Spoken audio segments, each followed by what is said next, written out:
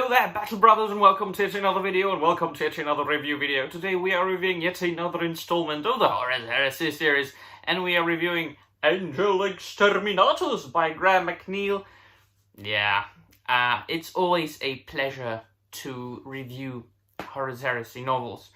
I'm fortunate enough to have been into Warhammer for over a year now, during which time I've been able to read over 40 novels at this point, at least half of which is Horus Heresy. So I'm very fortunate in that I can just read the entire series right now. I don't have to wait. I mean, you know, people who started reading Horus Rising when it came out have had to wait for the conclusion of the series for, what was it, almost 20 years at this point, so not for me. So it's always fantastic to read about Primarchs, because they're infinitely fascinating characters, the Primarchs are. Each and every single one, as I said in my previous videos, is different from each other, as well as they are similar to each other. And that same can be said about their respective legions, of course, their gene sons. And the opportunity to tell so many stories, so many colorful and, as far as the narrative goes, narratively diverse stories, the options are infinite. And of course, there have been many novels, short stories, novellas, audio dramas. Fun.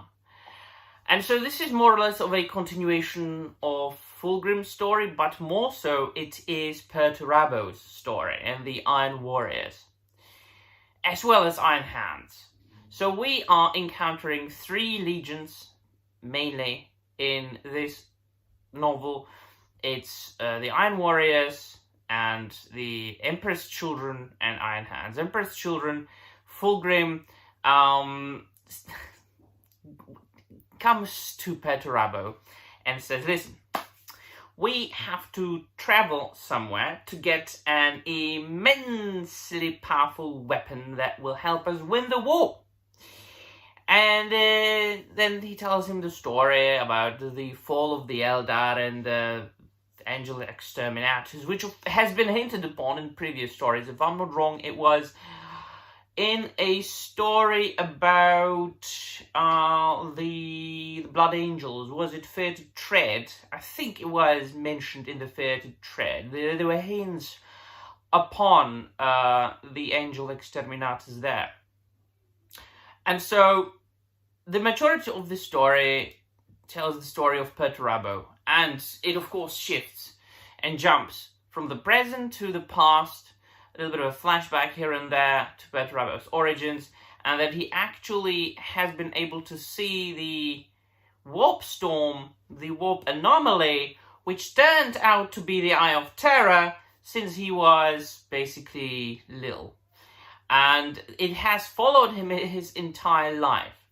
And I loved this story, this novel, for one single reason. If I only had to choose one reason why I love this novel, because there are many, it is the character of Perturabo.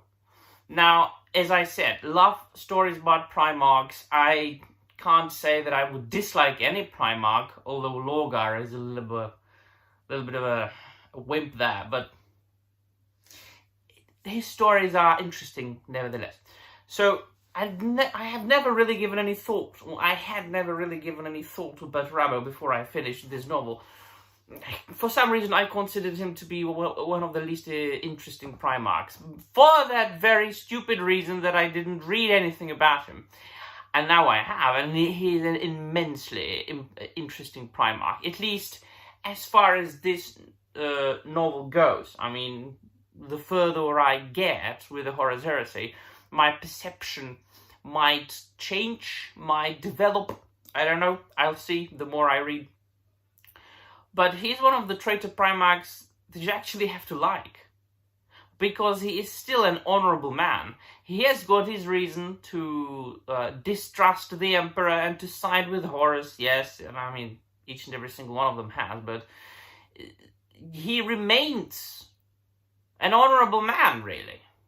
And not only because he sticks to his values, and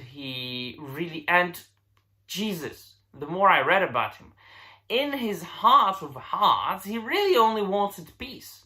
He wanted as far as this novella goes, he might change, and I think he will, but he wanted peace. He wanted the war to be over. He wanted his planet back.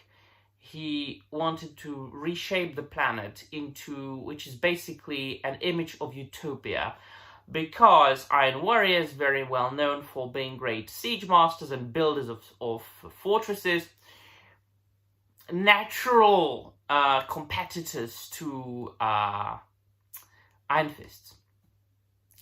And so, yes, despite that, all he wanted was to build beautiful things and create things for people.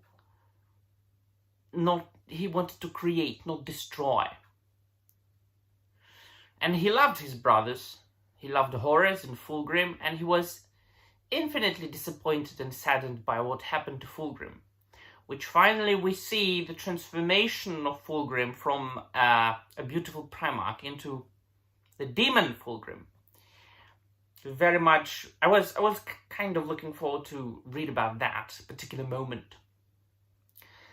And so the Emperor's children once again showed themselves to be complete psychotic, twisted, crippled idiots. It's fascinating to read about them, but you can't really like the Emperor's children, can you? And so, once again, the ending was, and I'm not going to spoil it, the ending was an open ending, it was a cliffhanger, it was a promise of further stories. Satisfied with that. As I said, the strongest, the strongest experience, shall we say, that I have had from this novel is reading about Perturabo, getting to know about this particular Primarch. Satisfied. And also, Graham McNeill managed to make me laugh a couple of times, especially when where the only Raven Guard of this novel is concerned. Very good, Graham McNeill. So let me know in the comments down below what you think. That'll be all. Thank you very much for watching, and remember, the Emperor protects.